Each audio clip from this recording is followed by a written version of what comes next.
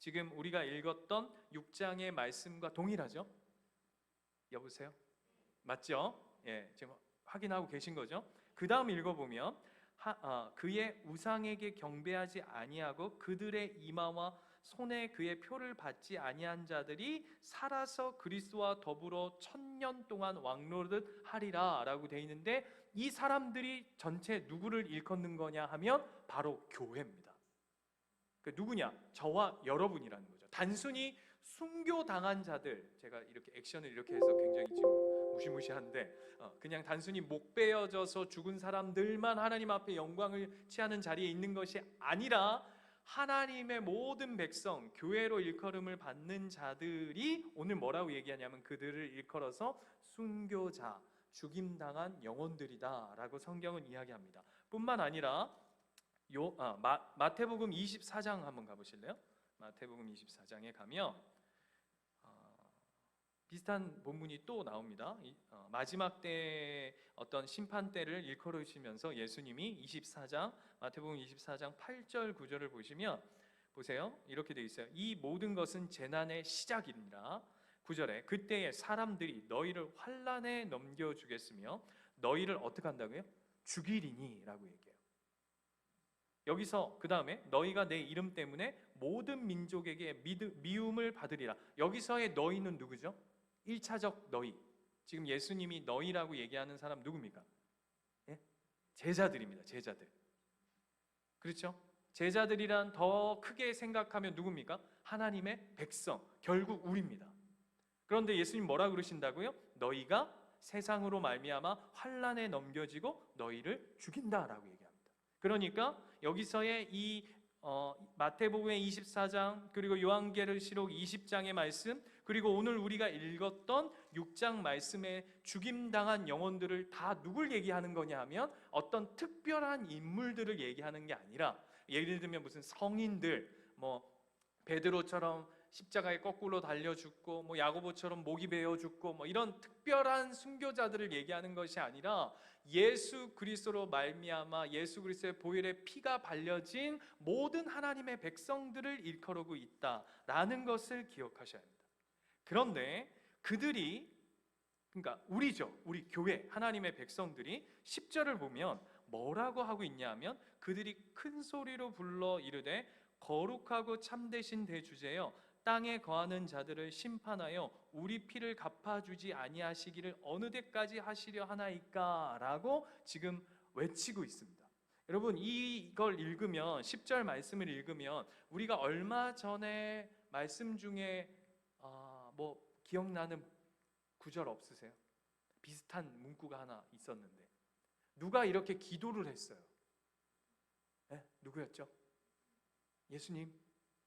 아니요, 예수님 아니고 앞으로 조금만 넘어가 보면 5장에 가시면 기억나실지 모르겠는데 두루마리가 펼쳐지고 그 두루마리로부터 하나님의 백성들의 기도가 하나님 앞에 상달되어진다고 기억나십니까?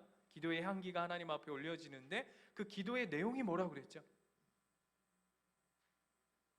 야, 이거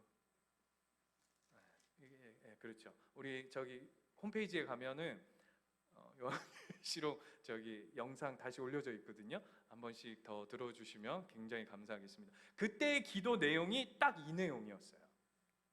하나님, 이 땅에 하나님의 공의의 심판을 허락하여 주시옵소서. 하나님, 빨리 이 땅 가운데 하나님 오시옵소서라고 얘기하는 심판, 마라나타의 그 신앙을 간구하며 그들의 울부짖음의 기도가 딱 오늘 이 기도였거든요. 그것이 오늘 다시금 순교자, 그러니까 하나님의 백성들로부터 다시금 외쳐지고 있는 것입니다. 그러니까 성도들의 기도인 것이죠. 그 내용이 뭐냐 하면 하나님, 언제 이 땅 가운데 심판이 임합니까? 언제 이 땅 가운데 하나님의 심판이 임합니까? 라고 얘기합니다.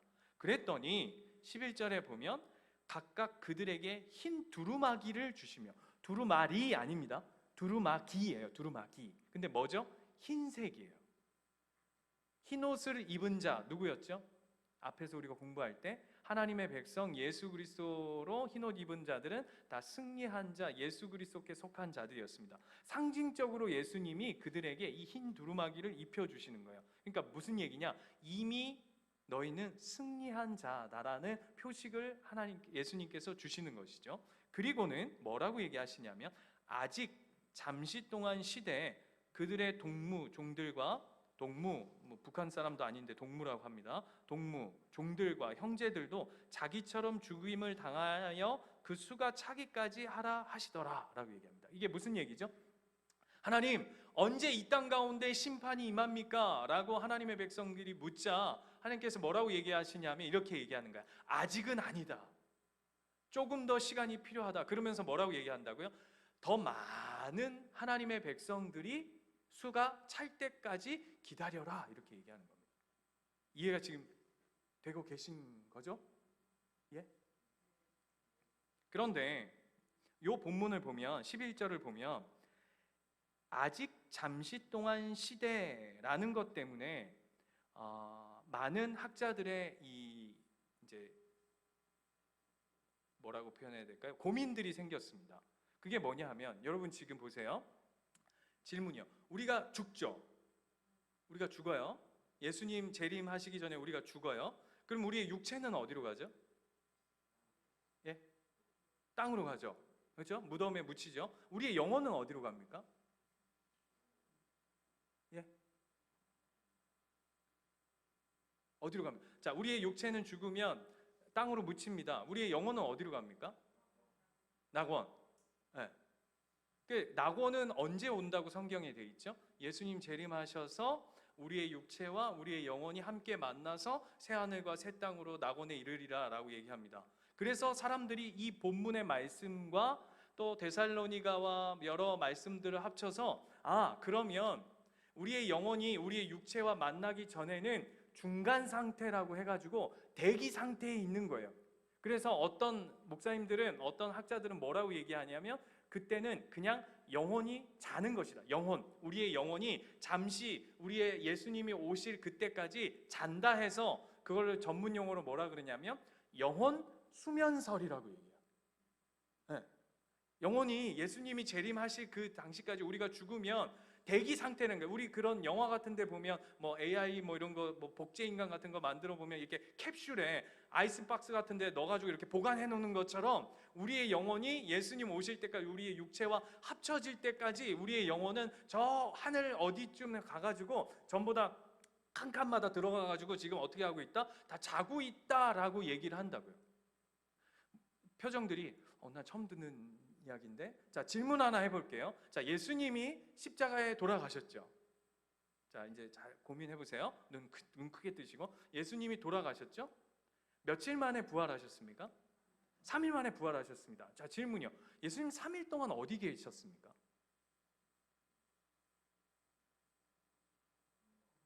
예? 예? 음부. 집사님, 그 음부에 있다는 게 어디 있죠, 성경에? 베드로후서, 베드로전서, 맞습니다. 그런데 우리가 읽는 사도신경, 우리가 외우는 사도신경 아시죠, 여러분? 여러분 사도신경 다 외우시죠? 전능하사 천지를. 근데 우리 사도신경에는 빠진 구절이 있습니다. 영어 사도신경에는 들어가 있는데 우리 한글판 사도신경에는 빠진 구절이 있는데, 그게 뭐냐 하면 예수님께서 돌아가시고 지옥에 가셨다. He descended into hell이라고 하는 그 영어 문장이 있어요.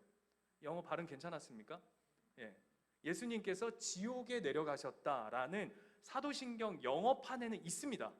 목사님 뭐 이상한 얘기 하지 마세요. 찾아보세요. 집에 가셔서 영어판에는 He descended into hell이라고 하는 그 문장이 정확히 있어요. 그런데 우리 한국어 사도신경 버전에는 그게 삭제됐어요. 그래서 예수님 어디 가셨다고 얘기한다고요? 아까 집사님 말씀하신 것처럼 지옥에 갔다고 얘기합니다. 그럼 예수님 지옥 가셔서 뭐 하셨죠? 복음 선포. 그 설이 있습니다. 맞습니다, 집사님. 그곳에 가서 복음을 선포했다라고 하는 설이 하나 있고, 그런데 지옥에 가서 복음을 선포했다라는 얘기는 말이 안 됩니다. 왜냐하면 그거는 만인 구원설이 되기 때문입니다. 그리고 두 번째는 그곳에 지옥에 가셔서 예수님의 이 승리를 선포하고 오셨다. 그러니까 음부에 가서 내가 생명의 주관자로 이겼다라는 것을 지옥 가셔서 선포하고 오셨다라고 얘기하는 게 있고요. 그게 어디에 있냐면 베드로전서 3장 19절 20절에 있어요. 왜냐하면 예수님께서 음부로 내려가셨다라고 하는 본문이 있거든요. 구절이. 그래서 이제 그걸 해석하는데 어떤 우리 장로교, 우리 개혁주의는 그렇게 보는 것이 아니라 그걸 어떻게 해석하냐 하면 하나님께서 예수님께서 선존하시기 전에, 그러니까 예수님께서 이 땅 가운데 성육신으로 오시기 전에 노아로 말미암아 노아의 속한 노아의 방주에 타지 못한 백성들에게 노아를 통해서 하나님이 복음을 선포했다라는 것을 음부로 예수님이 내려가셨다라는 것으로 비유한 것이다 라고 얘기하는 게 우리가 믿는 신앙의 베드로전서 3장 19절 20절을 해석하는 겁니다. 어쨌든 제 얘기가 길었습니다. 왜 이 얘기를 하냐 하면, 왜 이런 이야기들이 자꾸 나오냐 하면, 뭐가 생기냐 하면 육체와 영혼의 분리가 이루어지자 아직 낙원이 오지 않았는데, 낙원이 임하지 않는데, 낙원이란 육체와 함께 가는 것인데 그러면 이 영혼은 어디에 있느냐라고 하는 질문들이 생겼기 때문이에요. 이런 질문들을 한다고요. 우리는 표정들이 뭐 그런 쓸데없는 질문을 해가지고 이렇게 골치 아프게 하냐 뭐 이런 표정들이신데, 그런 질문들을 해요. 그럼 질문할 수 있잖아요. 여러분 지금 우리가 죽으면 우리는 어디에 가 있는 거지? 대기하고 있는 건가? 이렇게 생각할 수 있다고요. 그런데 그것은 틀린 얘기입니다. 왜냐하면 누가복음 23장 가보실래요? 누가복음 23장. 누가복음 찾으시는 건 어렵지 않으시죠? 누가복음 23장에 가면 42절. 이게 성경적 답이에요. 우리의 영혼이 죽으면 어디에 가느냐? 여러분 누가 물으면 여러분 이렇게 분명하게 말씀할 수 있으셔야 됩니다. 한편 강도, 예수님께서 십자가에 돌아가실 때 양쪽에 강도들이 있었죠. 한편 강도는 조롱을 했고 한편 강도는 그 조롱하는 강도를 향해서 네가 한 짓이 그따위인데 어떻게 예수 그리스도를 조롱할 수 있느냐라고 얘기하면서 42절을 보시면, 누가복음 23장 42절을 보시면, 예수여 당신의 나라에 임하실 때 나를 좀 기억해 주십시오라고 한편 강도가 얘기합니다. 그랬더니 예수님께서 뭐라고 말씀하시냐면, 예수께서 이르시되 내가 진실로 내게 이르노니 오늘 내가 나와 함께 어디에 있으리라? 낙원에 있으리라. 그러니까 우리는 우리의 육체가 비록 영혼과 만나는 시점은 아직 간극이 있죠.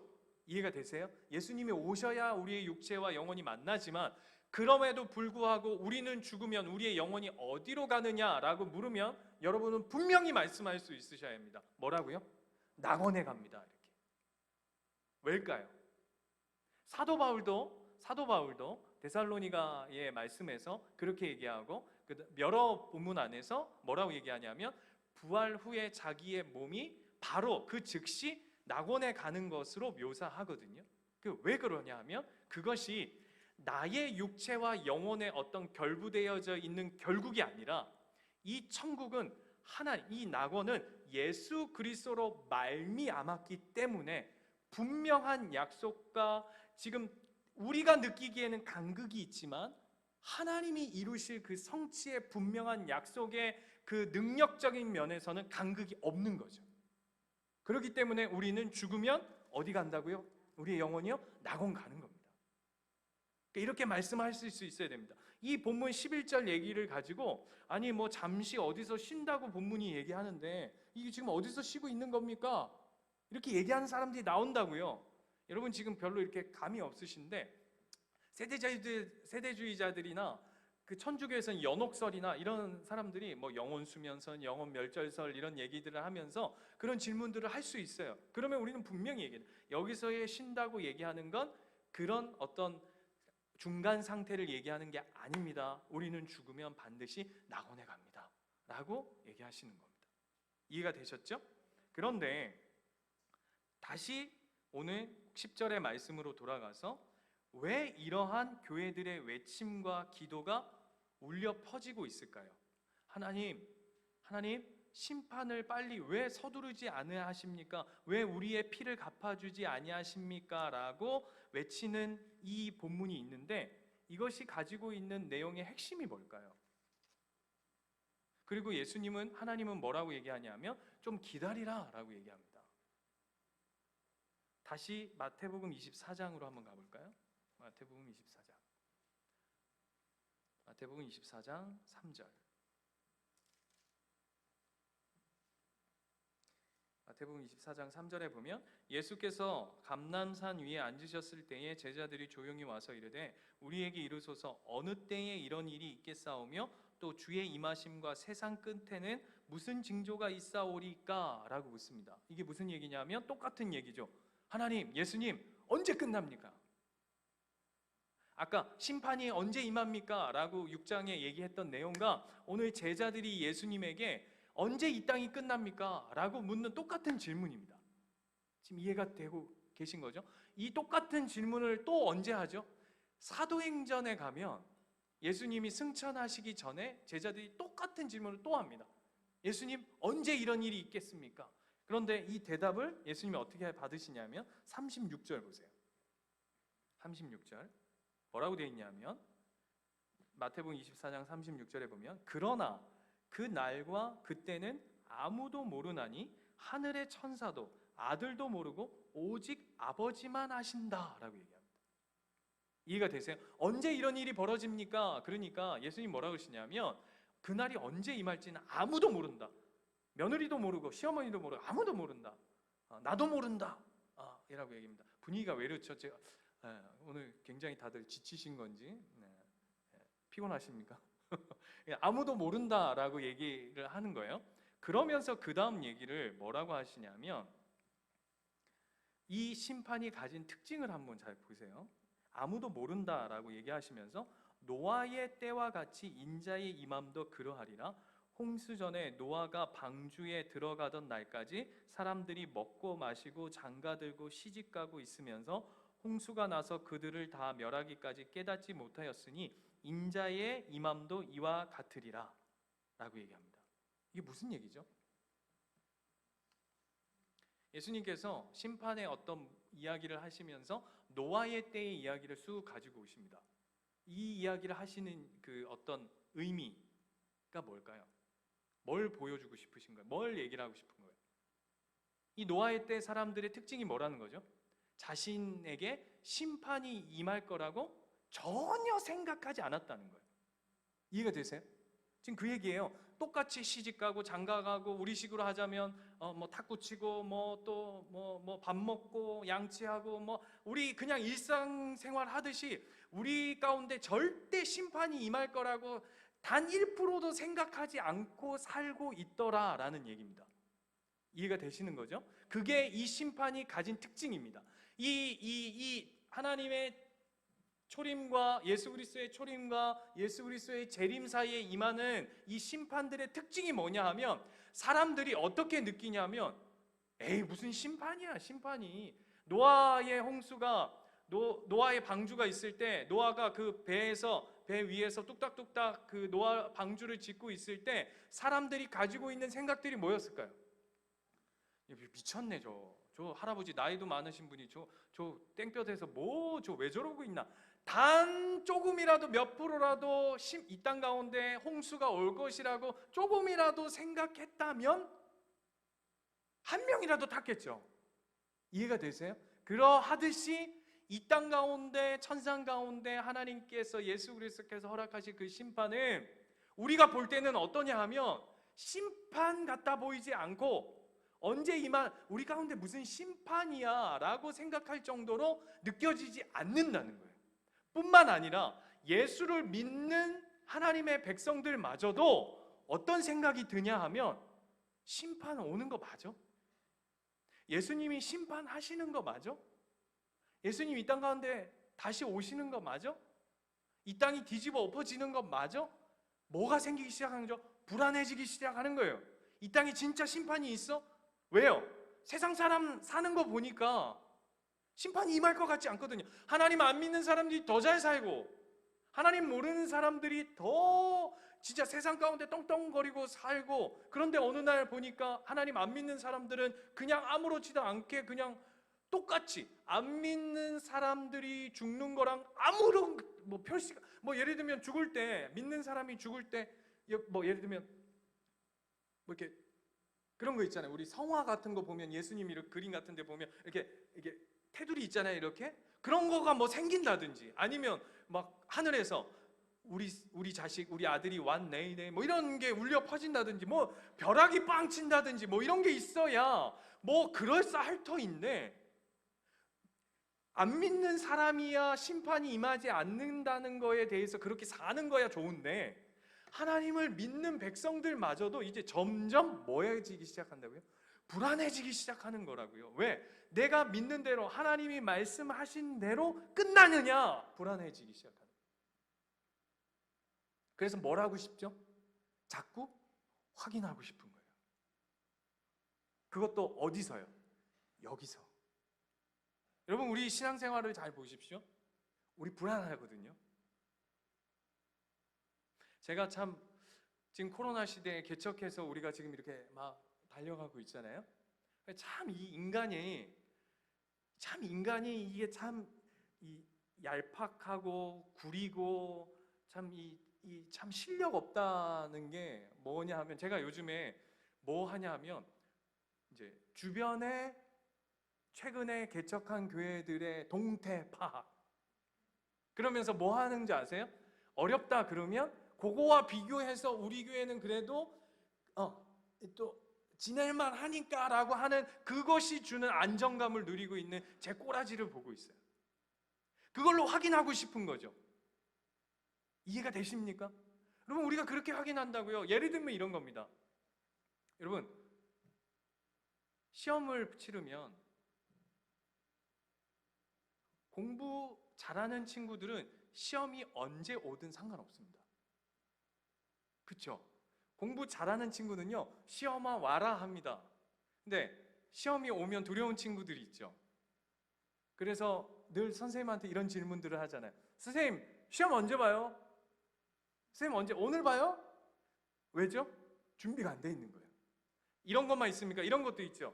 부모님들이 밖에 출타하셨을 때, 특별히 저는 어렸을 때 저희 아버지랑 그랬던 것 같아요. 아버지가 출타하시면 아버지가 나가시면서, 야, 너 뭐 이거 해놓고 이거 해놓고 공부 열심히 하고 있어, 너 행여나 저 텔레비 보거나 게임하고 있으면 너 들어오면 혼난다, 이렇게 얘기하고 가신단 말입니다. 그러면 그 사이에 뭐 하죠? 계속 아버지한테 전화합니다. 왜 전화하죠? 확인합니다. 아버지 몇 시에 오실 거예요?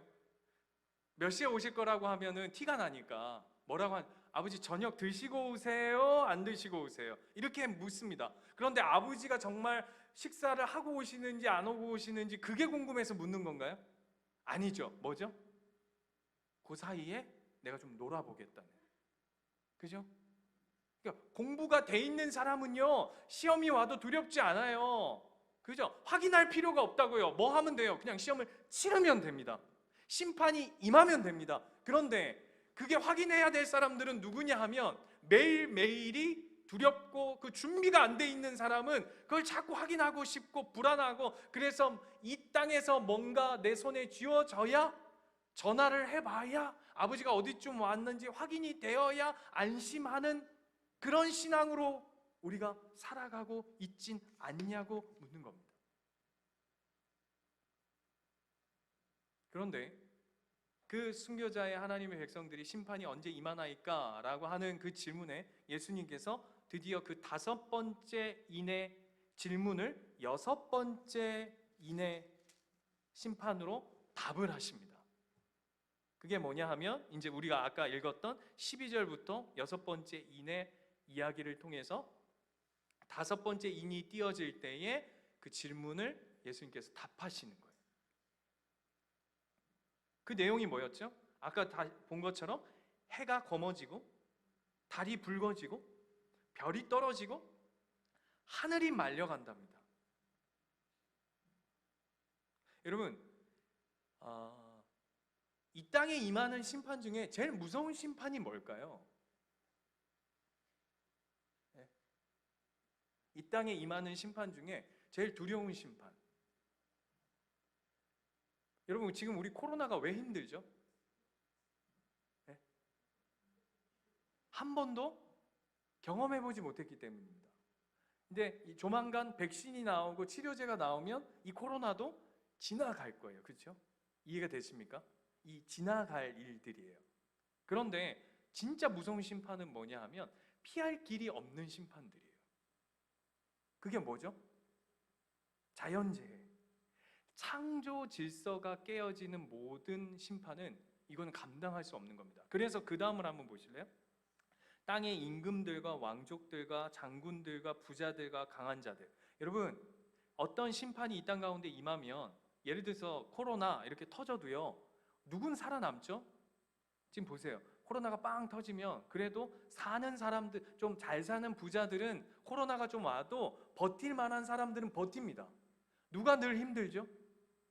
어려운 사람들이 늘 이런 거에서 힘들어요. 그런데 오늘 본문을 보면 강한 자든 약한 자든, 그가 임금이든 왕족이든, 그가 장군이든 부자든, 뭐 자유인이든 종이든 아무 상관없이 이 심판이 임하면 어떻게 된다고요? 다 방법이 없다고요. 이게 무슨 얘기를 하는 거냐면, 이게 무슨 핵폭탄이 터져가지고 뭐 해가 사라지고 그 얘기를 하는 게 아니라 상징적으로 뭘 얘기하냐면 심판이 얼마나 강렬하고 애누리가 없고 그것을 감당할 사람이 없다라는 것을 온 성경이 이야기하고 싶은 거예요. 그게 무슨 심판의 방법과 때와 시기를 얘기하는 게 아니라 메뉴가 뭐냐 그 얘기를 하는 게 아니라 심판이 얼마나 크냐 깊냐 어마어마하냐라는 것을 우리에게 보여주고 있는 것이죠. 여러분, 이 심판이 왜 중요할까요? 왜 하나님 이 땅 가운데 심판이 언제 임하나이까? 그리고 우리 식으로 하자면 확인하고 싶은, 그리고 이 땅에서 확인하고 싶어 하는 하나님의 백성들에게 이 심판이 세상 사람들은 물론이고 우리에게 왜 중요할까요? 어떤 사람이, 좋은 상상 한번 해봅시다. 어떤 분이 여러분에게 100억짜리 집을 줬어요. 100억짜리 집이면 몇 평 정도 될까요? 그냥 여러분이 살고 싶은 최대 평수 한번 상상해 보세요. 몇 평, 집사님? 까이고 돈 드는 것도 아닌데, 예? 예? 500평. 대신 집사님 다 청소하셔야 돼요. 500평 좋습니다. 500평. 500평짜리 100억 되는 집을 줬습니다. 감사하죠? 땡큐죠? 그런데 그 집에 들어갔더니 벽에 금이 막 쫙쫙쫙쫙쫙 가 있어. 잘라고 누웠는데 바닥이 흔들흔들해. 그리고 아침에 일어나서 물을 틀었더니 물이 막 새. 그리고 막 이상한 소리가 끼 우우 막 이런 소리가 막 집안에서 들려. 거기 사실 분, 목사님 그래도 100억짜리인데 살아야 되지 않겠습니까? 하실 분, 바로 어떡하죠? 100억이 아니라 수천억이어도 그런 불안함이면 어떻게 합니까? 뛰쳐 나오죠. 너나 살아라 하고. 며칠 전에 어제 무슨 뉴스인가 보니까 유튜버가 흉가 체험한다고 어디 집에 갔더니 거기서 시체가 발견돼가지고 식겁하고 나왔다고 하는 뉴스가 나왔던데, 여러분 바로 도망쳐 나오지 않겠어요? 아무리 좋으면 뭐해요? 거기가 곧 무너질 집이라면 바로 도망치는 게 맞겠죠. 하나님이 이 땅 가운데 왜 심판을 주시는지 아세요? 왜 우리에게 그걸 보게 하시는지 아세요? 그 심판의 엄중함이 세상 사람들뿐만 아니라 하나님이 이 땅에 도대체 심판이 언제 임합니까? 라고 얘기하는, 이 땅에서 뭔가를 확인하고 싶어하는 하나님의 백성들 앞에 이런 엄중한 심판들이 왜 있어야 될까요? 그래야 이 땅이 전부라고 생각하지 않고 살기 때문이에요. 그래야 천국을 생각한다고요. 비로소 이게 영원하지 않구나, 이게 곧 무너질 것이구나, 여기에 살면 망하겠구나 라고 생각해서 그러면 나의 본향은 어딜까 라고 그때서야 비로소 생각하는 게 우리라고요. 그래서 하나님이 어떻게 하시는지 아세요? 흔드세요. 흔드신다고요. 어떻게? 빡세게. 왜? 조금만 틈을 주면 우리는 이 땅에다가 뿌리를 내리고 싶고, 이 땅에서 뭔가 확인하고 싶고, 이 땅에 어떤 것으로 사모하는 것들을 내 마음속에 두고 살아가는 것에 하나님이 그 땅에다 마음을 두시고 싶어 하지 않기 때문에, 얘야 너의 본향은 천국이지 않니? 너는 이미 순교자, 죽임당한 영혼들로서 하나님 앞에, 보좌 앞에 하나님 백성으로 살아가야 할 존재로 부르심을 받지 않았니? 라고 하나님이 이 땅을 흔드시는 거라고요. 그 얘기하는 거예요, 오늘 이 얘기가. 저 혼자 괜히 지금 흥분해가지고 막 떠드는 것 같은데, 여러분, 이 땅의 것으로 확인받으려 하시면 안 됩니다. 근데 우리가 그렇게 하고 싶어요. 나의 존재의 확인을 이 땅의 것들로 확인하고 싶은 게 우리 인간의 본성이잖아요. 근데 예수님 그거에 말씀하시는 거예요. 너는 그런 부르심으로 살아가는 자가 아니란다. 그게 네 번째, 지나서 다섯 번째, 여섯 번째 우리에게 주어지는 심판의 그 엄중한 메시지가 되는 줄 믿습니다. 여러분은 여러분의 삶을 뭘로 확인할 수 있을까요? 오직 예수 그리스도 한 분뿐이십니다. 아멘이십니까? 진짜 아멘이세요? 예, 그거 믿고 가는 겁니다. 여러분은 예수 그리스도로 말미암아서 여러분은 여러분의 정체성을 확인하실 수 있어요. 우리가 그렇게 시작했잖아요. 아까 9절. 하나님의 말씀과 그들이 가진 증거로 말미암아 죽임을 당한 영혼들이. 이게 여러분과 저의 확인되어져야 할 우리의 정체성이에요. 그래서 여러분은 하루를 최선을 다해서 하나님 앞에 믿음으로 달려가시는 겁니다. 억울할 거 없으세요. 억울할 거 없으세요. 하나님, 나는 왜 이 땅에서 이렇게 살아야 되나? 억울해 하실 필요 전혀 없습니다. 왜요? 이 땅에서 여러분을 확인해 주신다고 하나님 한 번도 약속해 주신 적이 없어요. 오늘의 이 말씀이 저와 여러분의 삶의 이정표가 되시는 귀한 시간들 되었기를 원하고요. 데살로니가 전서 5장 1절 3절 이 말씀만 읽고 우리 찬양하겠습니다. 데살로니가 5장 1절에서 읽겠습니다. 1절부터 보시면 찾으셨죠? 이렇게 되어 있어요. 형제들아, 때와 시기에 관해서는 너희에게 쓸 것이 없음은, 그죠? 아까 우리가 읽었던 내용하고 똑같아요. 때와 시기는 모른다라고 얘기하죠. 주의 날이 밤에 도둑같이 이룰 줄을 너희 자신이 자세히 알기 때문이다. 이해가 되십니까? 아까 마태복음 24장의 말씀과 똑같아요. 그들이 뭐라고 얘기한다고요? 평안하다 한다고요. 심판은 무슨 심판이냐? 안전하다 할 그때에 임신한 여자에게 해산의 고통이 이름과 같이 멸망이 갑자기 그들에게 이르리니 결코 피하지 못하리라. 형제들아, 너희는 어둠에 있지 아니하매 그날이 도둑같이 너희에게 임하지 못하리니. 그 다음 보세요. 너희는 다 빛의 아들이요 낮의 아들이라. 우리가 밤이나 어둠에 속하지 아니하나니 그러므로 우리는 다른 이들과 같이 자지 말고 오직 깨어 정신을 차릴지라. 자는 자들은 밤에 자고 취하는 자들은 밤에 취하되 우리는 낮에 속하였으니 정신을 차리고 믿음과 사랑의 호심경을 붙이고 구원의 소망의 투구를 쓰자. 하나님이 우리를 세우심은 노하심에 이르게 하심이 아니요 오직 우리 주 예수 그리스도로 말미암아 구원을 받게 하심이라. 아멘이십니까? 뭐라고 얘기한다고요? 사도 바울이요? 정신 차리랍니다.